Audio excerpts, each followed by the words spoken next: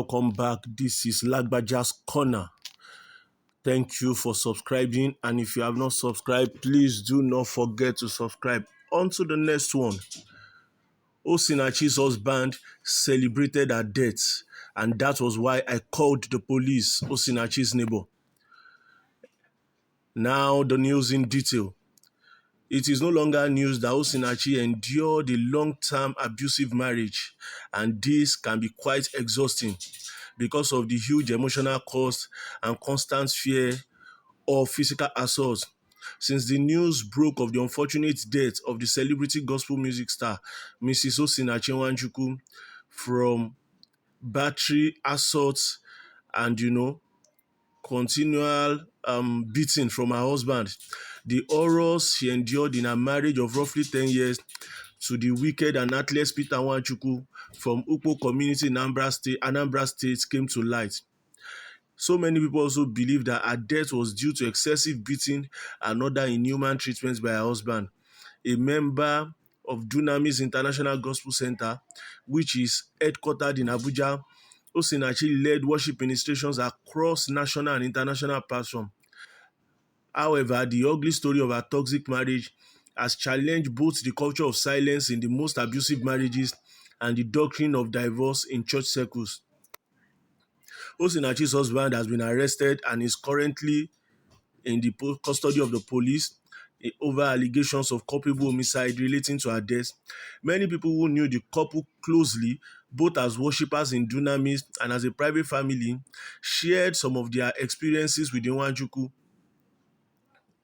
When 38-year Glory was told about 2 weeks ago that Osinachi, her bosom friend, had begun experiencing severe chest pain, little did she know that it was the beginning of the health challenge. At the beginning of the sickness, no one in Osinachi's close circle, including her younger brother who lives in Lugbe, could figure out what the severe chest pain was linked about. She was vomiting blood, and he was surprised at what is the meaning of all this. Osinachi's husband sometimes poured a full bucket of cold water on her while she was deeply asleep. He really maltreated her.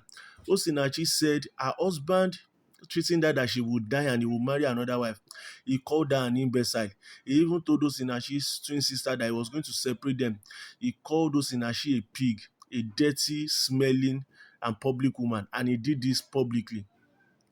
One of Osinachi's sons had 25 scars on his back from the strokes of cane, which are testimonies of how he handled the children. Another of their sons bear 12 cane scars on his own back. He monitors them excessively. If they are not going to school or church, those children don't leave the house. Osinachi's neighbor said she had to call the police officer into the situation when she noticed that Osinachi's husband, Peter Nwachukwu, was concerned about the snacks that were being served to visitors and if they were properly served than mourning the death of his wife. He said that this is the height of callousness and wickedness. This man was practically celebrating the death of his wife. He was even the one consoling people.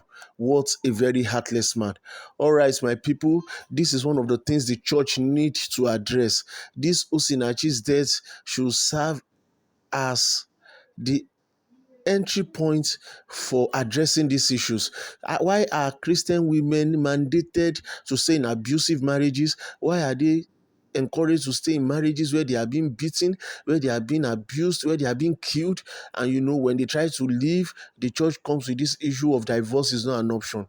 Wow, I do not think that divorce is not an option. It is better to be alive and a single woman or remarried than to be married to a beast, an animal like Peter Nwachukwu, who is even more interested in snacks, in whether the visitors have gotten a drink, than mourning the death of his wife. All right, my people, do not forget to subscribe. This is LAGBAJA'S Corner. Thank you so much for supporting this channel. God bless you.